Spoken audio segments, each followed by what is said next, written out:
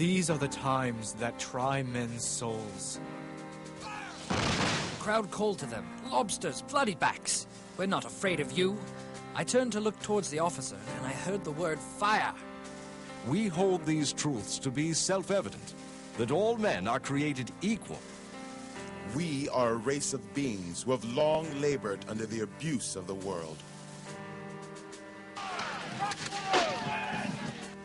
Revolution is a frightening word. It brings up bloody images of power taken by force, of a world turned upside down. What would bring people to the point of risking everything to try something new? In 1760, the colonists celebrated the arrival of King George III to the throne of England. Like all loyal British subjects, they believed that they lived under the fairest and most balanced system of government ever made by man. Only 16 years later, these same colonists were locked in a deadly struggle with the most powerful military force in the world. What happened in those 16 years? What drove the colonists to the point of revolution?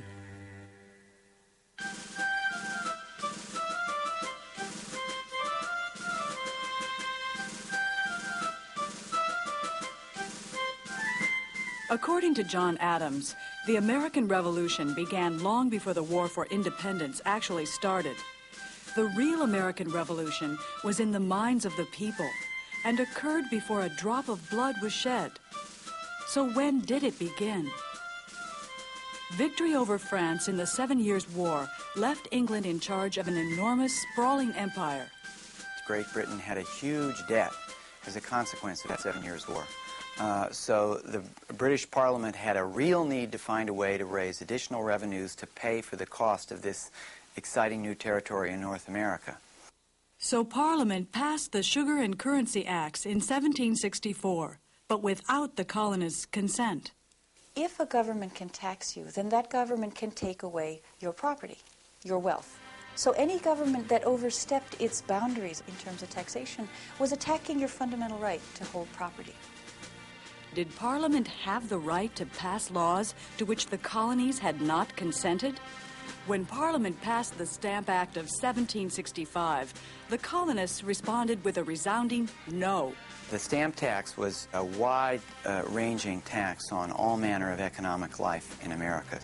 No taxation without representation blared newspapers up and down the colonies. A Stamp Act Congress met in New York and sent respectful protests to the king. The British called this a dangerous tendency. But an even more dangerous tendency was stirring up in Boston. On the night of August 14th, a furious mob tore through the house of Stamp Master Andrew Oliver. During the next 12 days, Stamp Act riots took over Boston. Several thousand Bostonians, common people, marching down the streets in full cry and heading for the stamp distributor's house. And you would have seen that house come flying apart, brick by brick, timber by timber. The pictures would have been torn off the wall. Feather pillows would have been ripped open. And of course, the lieutenant governor and the stamp distributor were fleeing for their lives with their family in their nightshirts. Resistance to the Stamp Act spread throughout the colonies as newspapers told the stories of ordinary people standing up for their rights. Led by groups called the Sons of Liberty, protesters terrified British officials into resigning their jobs. This was not only effective as a means of stopping the implementation of the Stamp Act, but it gave to the lower classes, perhaps for the first time in American history, a sense of their own power, a sense of their own ability to affect their destinies. Attacking wealthy officials was not only a way of fighting British rule, but also allowed the poor to express their resentment of the wealthy men of the colonies. Since the poor had no voice in any government, what did it matter to them if England or Massachusetts took their money? They demanded that their interests be heard. Parliament hadn't expected such angry resistance. In March of 1766, it repealed the Stamp Act. All over America, colonists went wild with joy, clanging bells and lighting bonfires. Colonial mob activities like the Stamp Act riots taught people who had never been involved in politics the power of group action in resisting authority.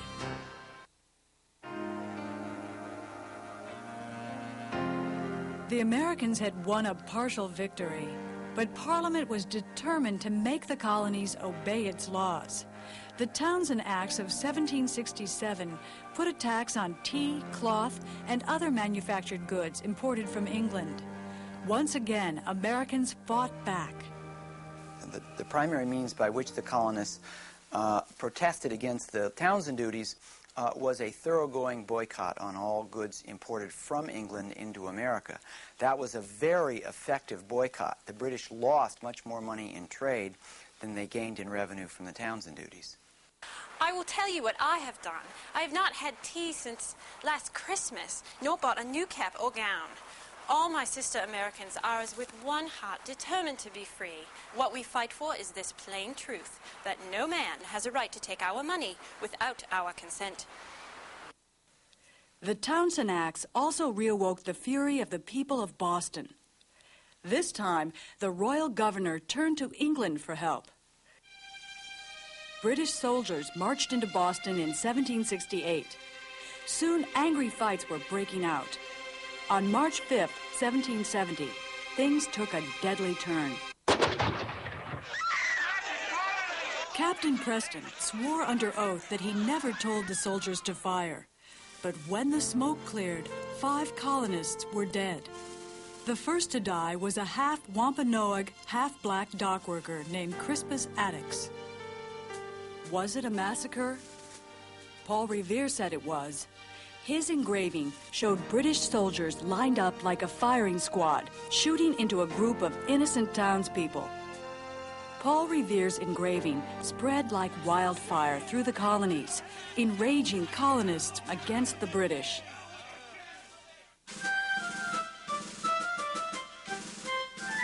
It was easier to build rebellion among the artisans and shopkeepers of Boston than among the wealthy. Not all of the members of the upper classes were completely comfortable with the opposition to British policy. For example, in the aftermath of the Boston Massacre, a good many of the wealthy citizens of New York and Philadelphia thought that the lower class mobs in Boston had it coming to them. But Parliament wasn't pleasing Virginia planters like George Washington and Thomas Jefferson any more than Boston's artisans. Colonial America's political leaders were deeply influenced by a group of English politicians known as the Whigs, who believed that when too much power was given to one person or group, then power became corrupt. When Parliament started writing laws for the colonies, many colonists began to believe that a power-hungry conspiracy was trying to take away their rights as Englishmen. If this was true, then the colonists must resist corruption for the sake of liberty everywhere. Parliament repealed most of the Townshend duties in 1770, but 3 years later it passed a Tea Act. The Tea Act of 1773 would have saved the colonists money, but the issue now was who would rule in colonial America. Rally, Mohawks. Bring your axes and tell King George we'll pay no taxes on his foreign tea. Disguised as Native Americans, the Sons of Liberty boarded 3 British ships and dumped their tea into the Boston harbor. This was not the work of an angry mob, but a carefully planned rebellion against British authority. Furious at this show of vandalism, Parliament passed the Coercive Acts. When the British tried to punish the Port of Boston in 1774 by the passage of the Coercive Acts which closed the Port of Boston, among other things, they hoped that other colonies would actually desert Boston and run to pick up the trade that Boston would lose by the passage of that act. The British proved to be wrong. As much as the American colonies may have been uneasy about the radicalism of Boston, they saw that a threat to Boston's liberty was also a threat to their own. The cause of Boston is the cause of America, wrote George Washington. In September 1774, leading political figures from the different colonies met in Philadelphia for a first Continental Congress.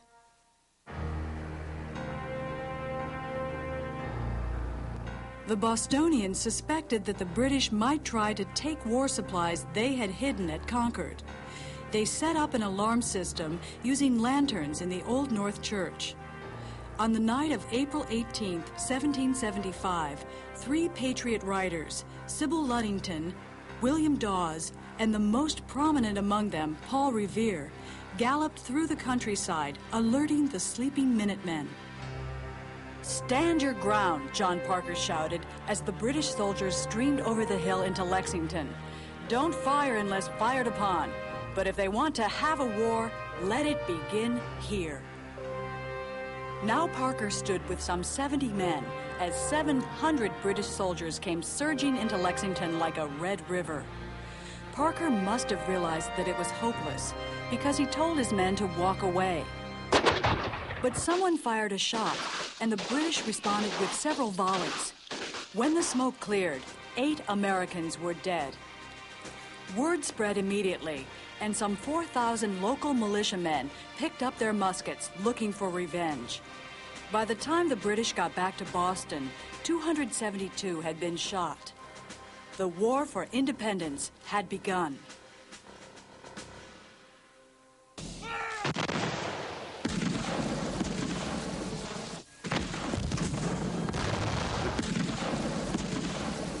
Even after military conflict broke out, even after the battles of Lexington and Concord, most of America's leaders hoped that they could achieve some sort of reconciliation with Great Britain. Believing that the conspiracy to control America was based in Parliament, the Second Continental Congress sent a petition to King George, humbly begging him to address their wrongs. George III's response was emphatic and hostile. He declared the colonies in a state of rebellion. He sent several thousand troops to America to put down the rebellion. We have it in our power to begin the world over again.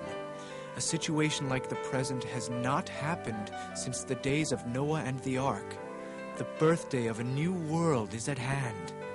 Thomas Paine, a former staymaker and minor English customs official, had been in the colonies for just over a year when in January of 1776 he published a small pamphlet calling for independence called Common Sense.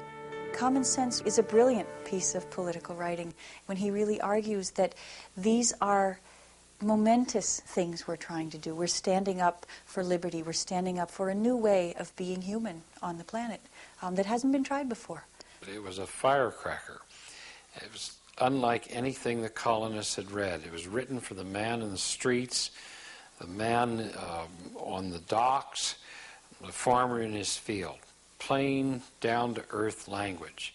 And he made the American cause sound like common sense. With Americans clamoring for independence and the King of England insistent on submission and obedience, Congress acted. On July 4th, 1776, the delegates formally approved independence, more than a year after the war had begun. When in the course of human events, it becomes necessary for one people to dissolve... The Declaration of Independence explained to Americans and the world why the separation from England was necessary. Although addressed to the King of England, it spoke to people everywhere. Its words have been passed down through the centuries and given hope to people all over the world. We hold these truths to be self-evident, that all men are created equal, that they are endowed by their Creator with certain unalienable rights, that among these are life, liberty, and the pursuit of happiness.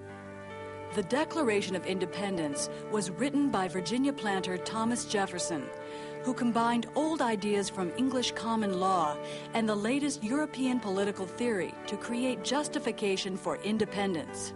Jefferson and the other founding fathers lived during the Enlightenment, or Age of Reason, a period in which philosophers believed that God had created all people with a capacity for reason, to use their minds to unlock the secrets of nature and to better their lives. Some Enlightenment thinkers, like John Locke and Montesquieu, believed that reason could be used to understand government. They thought that if all men were created equal, then government existed only to protect the people's rights. When government did not, then the people had the right to end that government and start a new one. But the truly radical thing about the American Revolution was that the Americans took those ideas and put them into practice. They insisted in creating their own governments, that those governments be founded upon the consent of the people. That is the very essence of the idea of popular sovereignty. Jefferson also listed all of the legal rights of Englishmen that the king had denied to the colonists. He did this to show the world that the colonies had turned to revolution only as a last resort.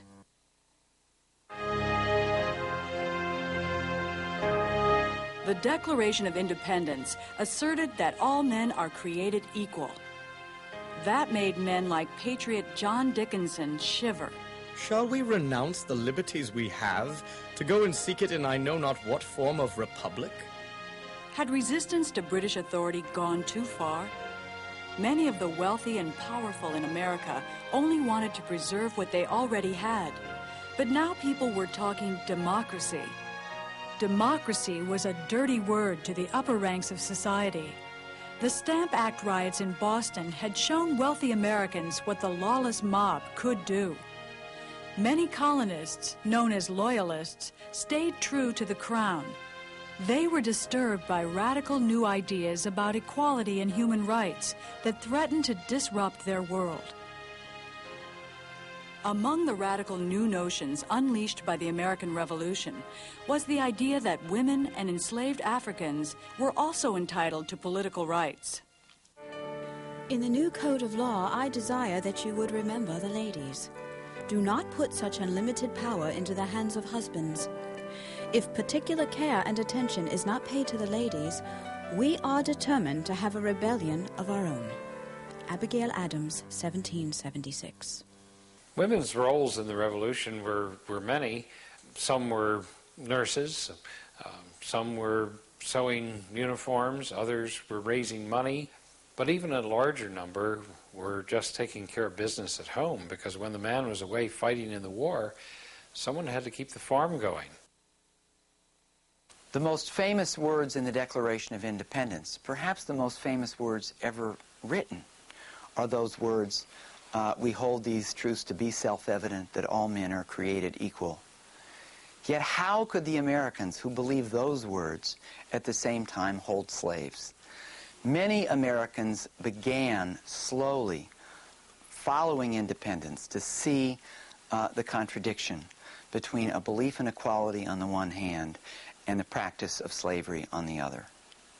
The petition of a great number of blacks of this province, who by divine permission are held in a state of slavery within the bowels of a free and Christian country, humbly showing that your petitioners apprehend we have in common with all other men a natural right to our freedoms, without being deprived of them by our fellow men, as we are a free-born people and have never forfeited this blessing by any compact or agreement whatever. The American Revolution also raised questions about the rights of African Americans. If all men are created equal, then why did 1/5 of the American population live in slavery? The British were quick to take advantage of this inconsistency between American ideals and practice. The British invited African American slaves who enlisted in the British Army to do so in exchange for freedom. In particular, Lord Dunmore, who was governor of Virginia, invited the slaves and provoked mass outrage among slaveholders, but got himself a number of African American soldiers. Black Americans fought on the Patriot side, sometimes substituting for their master in the militia, but a much larger number fought with the British, because it was the British, not the Americans, who largely were offering freedom.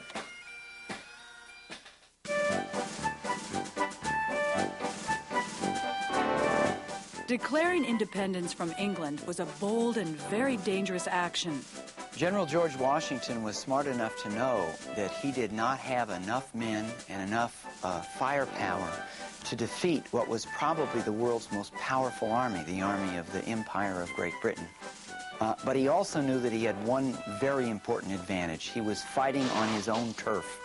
And the British Army had to depend upon a 3,000-mile supply line stretching all the way across the Atlantic Ocean. America would also need strong allies. On the day the Declaration of Independence was signed, Benjamin Franklin, perhaps the most world-renowned of all Americans, set sail for France. France had been an enemy of Great Britain's for many centuries. But in fact, France was looking out after itself.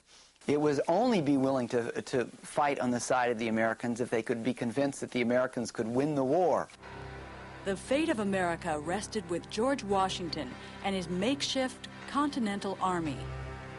Having faced stiff military and popular resistance in New England, the British commander Sir William Howe decided to send his troops to New York City and cut New England off from the other rebels.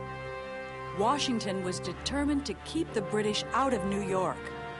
Howe's army of British regulars and German mercenaries called Hessians soundly defeated the small, untrained Continental Army, first at Brooklyn Heights on Long Island, and then in Manhattan itself. These defeats taught Washington a valuable lesson. One of the solutions that they came up with was that with an understaffed army that's small and inexperienced, which the American Army was, Indian war styles, native war styles of hiding behind rocks and walls, jumping out from behind trees, ambushing, sniping, all kinds of guerrilla tactics, really, that the colonists had learned from the Indians during the previous wars, because the British still marched, abreast, 12 abreast in bright red coats through the woods, were very visible, very enticing targets if you were crouching behind a rock. The middle years of the War for Independence became a deadly game of cat and mouse, as Washington's tactics made the war long and expensive for the debt-ridden British. The British Army pushed into New Jersey, occupying towns and punishing civilians as they advanced. Washington's retreating army was beginning to despair. Crossing the Delaware River on Christmas night, 1776, Washington used almost every man in his ragtag army to attack the British camp at Trenton, capturing more than 900 Hessians. He then struck at Princeton, forcing the British to withdraw from central New Jersey. The victory sent American spirits temporarily soaring, but Washington remained outnumbered and outsupplied.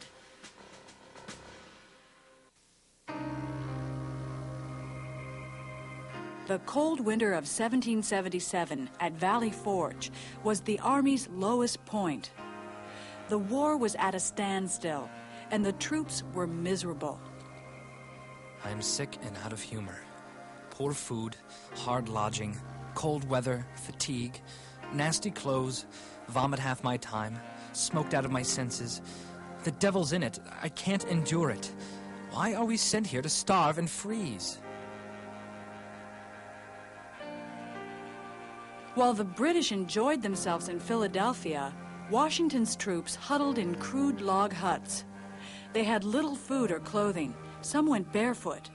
By spring, more than 3,000 men died of starvation or disease. So who were the men who fought for independence? In the beginning of the war, men from all walks of life volunteered to fight for America's independence. Close to half of them were teenagers. But as the war dragged on, the better off began to hire the poor to fight the war.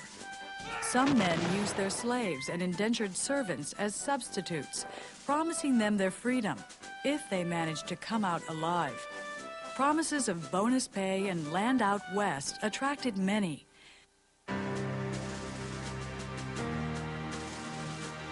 In the fall of 1777, the Americans had scored a major victory as General Gates defeated Gentleman Johnny Burgoyne and captured his entire army at Saratoga, New York. Convinced Americans could win the war, France formally recognized American independence in December 1777. A few months later, France entered the war on the American side. The tide was turning. After Burgoyne's defeat at Saratoga, the British moved the war to the south, where they heard thousands were still loyal to the king. Pacify the South quickly, they reasoned, and the North would fall soon after. At first, it seemed that they were right. Sir Henry Clinton easily overran Savannah, Georgia, in December of 1778. 2 years later, he captured Charleston, South Carolina, and the entire Southern Continental Army of more than 5,000 soldiers. In August 1780, Lord Cornwallis soundly defeated Horatio Gates' recently reorganized Southern Army at Camden, South Carolina. When Washington chose General Nathanael Greene to lead those soldiers that remained, the Southern Army consisted of only 700 poorly supplied survivors. Already, the tide had begun to turn back in favor of the British. Greene negotiated treaties with the Cherokees and Creeks, treated Loyalists charitably, and reorganized his troops. In January 1781, Daniel Morgan beat Colonel Banastra Tarleton's Legion at Cowpens. That March, Greene's army inflicted heavy damage on Cornwallis's troops at Guilford Courthouse and forced the British to withdraw to the coast. Deciding that he must first conquer Virginia in order to hold the South, Cornwallis moved his troops to Yorktown, on a small peninsula between the James and York rivers. Washington quickly moved his troops south from New York. When a French fleet under the Comte de Grasse moved into the Chesapeake and turned back a British fleet sent to rescue Cornwallis, the British were cut off from the sea and trapped by 17,000 advancing American and French troops. On October 17, 1781, Cornwallis surrendered. When the British troops marched out to give up their weapons, their army band played a song called "The World Turned Upside Down." Yankee Doodle had won his independence. In the Treaty of Paris, signed in 1783, England recognized the United States of America as an independent country.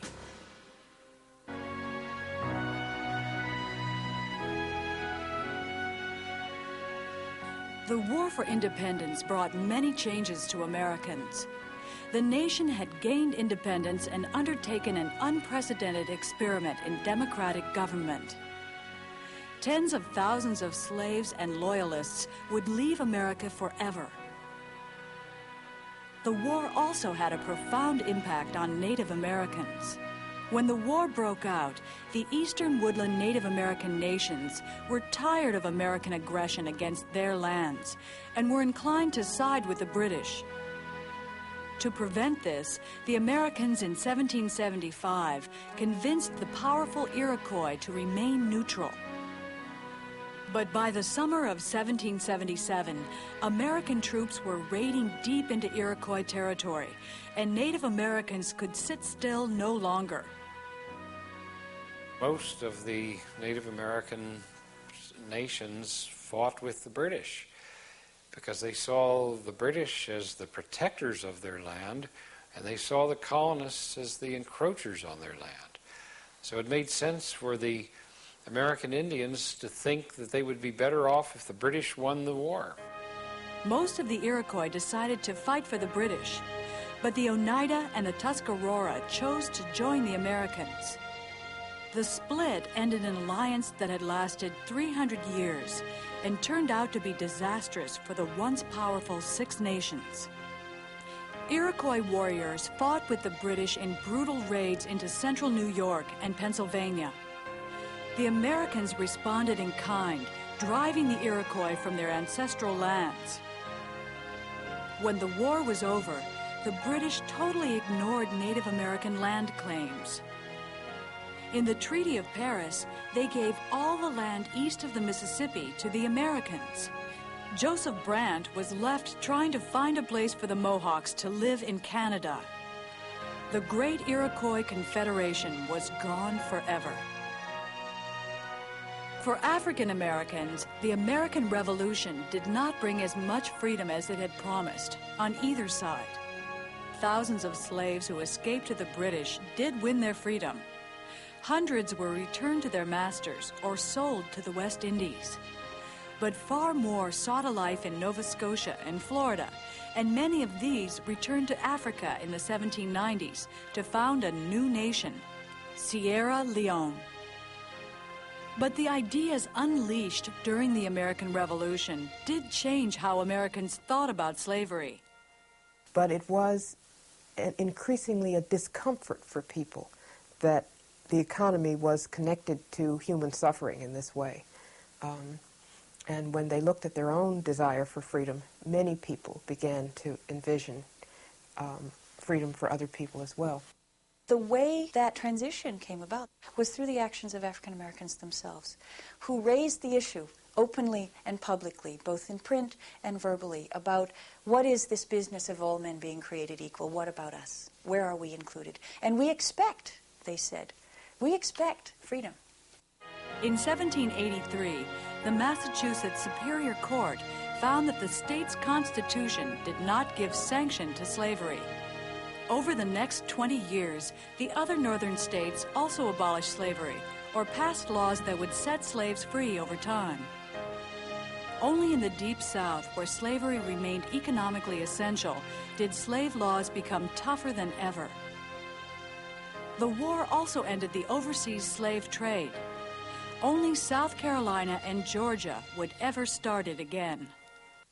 For many women, the war for independence brought a new sense of self. Applying ideas about human rights to themselves, they began their own long struggle for political rights, educational opportunities, legal rights, and more. The artisans and the farmers, shopkeepers and laborers who fought for independence believed passionately in the ideas of Republican government. They had high hopes of participating in the new nation's political future. But politics often makes strange friendships, and so it was with independence. The poor and powerless had fought for more equality and a chance to participate in a new kind of government. The wealthy had declared independence from England to keep the power and freedom they already enjoyed in America. Now that these two groups had won their independence, what kind of government would they create? Would it be a Republican government controlled by the people? Or would it keep political power in the hands of the wealthy few? How much power should be in the hands of the states? How much would be entrusted to the new central government? What would be the rights of people living in the new territories? All this and more must be decided as a new form of government is hammered out, based not on the divine right of kings, but on historical experience and on reason. Now that the war was over, it was time to build a nation.